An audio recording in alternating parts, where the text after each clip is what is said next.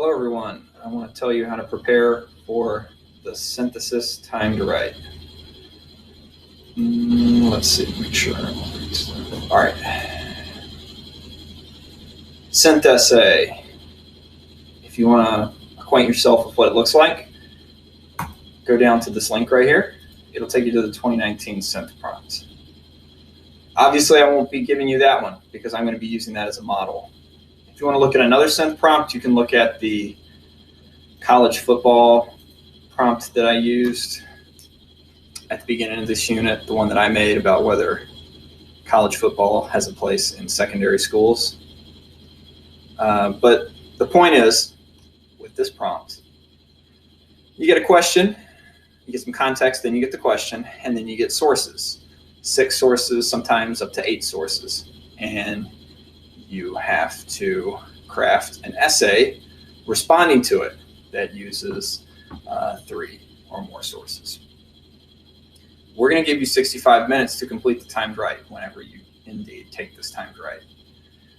The reason I'm recording this right now and sending it to you is because if we have class on Friday, I would like to get it done. It's kind of a drab way to end the calendar year, but it will help us in the long run, I believe. If we can't do it, if we have a snow day, it's not the biggest problem in the world. We'll just refresh, reload, get going in January with it. But ideally on Friday, I'd like to get it out of the way so we can move forward in January. You get 65 minutes to complete the timed write.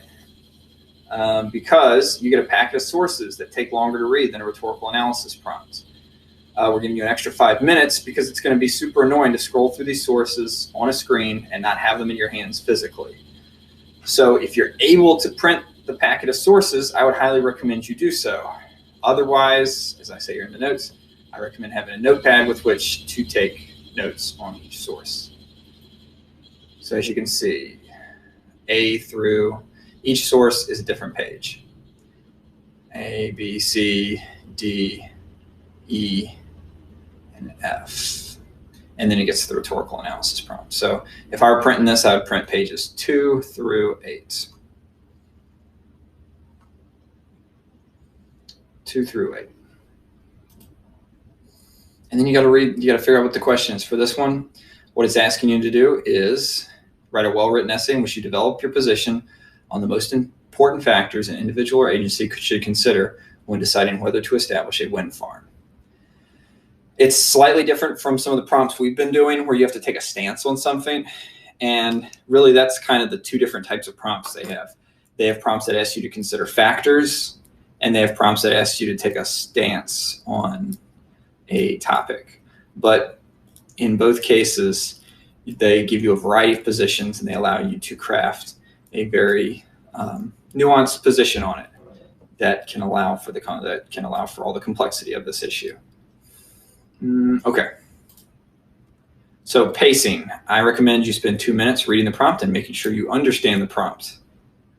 This is not a question of whether windmills are good for power. It's asking for you to take a position on 3 most important factors an individual or agency should consider when deciding whether to establish a wind farm. After you make sure you understand the prompt, I recommend you spend 18 minutes reading the source and outlining your essay, meaning a thesis with at least 2 claims, then 2 body paragraphs with 2 pieces of evidence for each, and a conclusion. I will tell you what I want to see in the conclusion in just a minute. Then give yourself 40 minutes to write the essay, and then give yourself 5 minutes to proofread it. So for sources, how many must you have? 3. You must have 3, at least 3. If you have more than that, that's fine. But it's not going to help or hurt your score. What helps your score, what really is the driving force behind your score, is the quality of your argument, how well you craft a nuanced line of reasoning using the evidence provided. I have line of reasoning notes provided right here for you to look over. In looking at the synth essays, most people chose to use, I'll pull up the line of reasoning notes. What I saw the most in people's synth essays, and it depends on what the topic is, but a lot of people were just using the basic explain the principles of the idea fully to the reader. But then I saw some personalization. a little bit of comparison, and a lot of rhetorical questions. All good ways of establishing a line of reasoning. Frankly, I think those notes were what helped drive the success of those essays, because most people did pretty well on them. And I think, I'm proud of everyone, how they did, but I think those notes contributed to that. So, hey, I'm proud of myself for giving you those notes. All right, how do you cite sources in a synth prompt? You can either cite them as source A, B, or with the author's name. So a lot of people lost points on their MLA paper because they used that whole source style as opposed to the correct MLA style of doing it.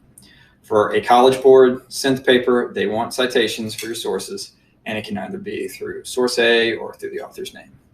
Try to provide context before citing your source. For example, Mike McCann included several of these benefits in his article, 15 Life Lessons from Football. Some of these lessons include how to compete, how to be disciplined. Source G. Notice that I didn't just drop the evidence into the essay without any context. While you are allowed to paraphrase, I recommend you always have a quote. It can be just a phrase or a few words for each piece of evidence. Okay? Boy, I wish I could be doing this in class so you could ask me the questions, but if you have questions as they come up, feel free to send them to me. All right, I'm going to pause the video just a sec to make sure it saves, and then I'm going to... All right. Next up, how do you earn the sophistication points? The most attainable way, the way that I try to teach it, is to acknowledge the limitations of your argument by using concession and refutation. This there will be sources that support your position, and there will be sources that go against it. So it shouldn't be hard to find ways to concede certain points about how your argument does have limitations. If you can save room in your body paragraphs, especially that final synthesis sentence, like I described when I was trying to help you structure your synth essays for a concession refutation sentence, your argument will have nuance, and you will come across as having a clear understanding of the issue's complexity, and you'll be in line for sophistication point. So concession involves acknowledging a point that is valid, not one that is flawed or stupid or illogical. You're acknowledging that the issue is complex and there are merits to other positions. The synth prompt will always involve a complex issue. And I give you concession and refutation notes there. I've also done a video on that, going over those notes. I don't even remember if we did concession and refutation in class. I think we did. But I would recommend reviewing it. Those of you who really succeeded on the essay used it pretty deftly. And if you didn't succeed in doing it on your out-of-class essay, definitely review it, because I don't think it is an impossible skill to learn, but it is something you have to meaningfully apply to your writing. It's not something that's just going to magically appear. Okay, how do you write a conclusion for the synth essay? Don't just repeat what you've said in the intro. Try to look to what the future holds for the issue being discussed in this prompt. In the intro, you're exploring the present of the prompt and all the issues surrounding the problems of this question that's being asked. For this one, it's solar energy or wind energy from windmills, and all these different pros and cons of installing windmills in different areas and of windmills in general. So for the final paragraph, you want to look into what the future holds for this issue. So use that space to comment on how the issue may evolve based on the evidence that you have. Or you can situate the issue or the argument in a broader context. That's College Board's language. As per College Board, it's kind of tough to really understand what they're even saying. But what I take it to mean is you talk about how this issue applies to real life. You could talk about how green energy was a topic in the 2020 presidential election. How, states like California are pledging to become all green within the next 2 decades or whatever. That's taking the issue from just what you've talked about in the paper and what's provided to you in the paper and expanding it to show how you understand how this applies to the real world. And if you haven't acknowledged concessions and things that go against your thesis, you probably would want to take some time to mention them in your conclusion. All right, where to find possible prompts.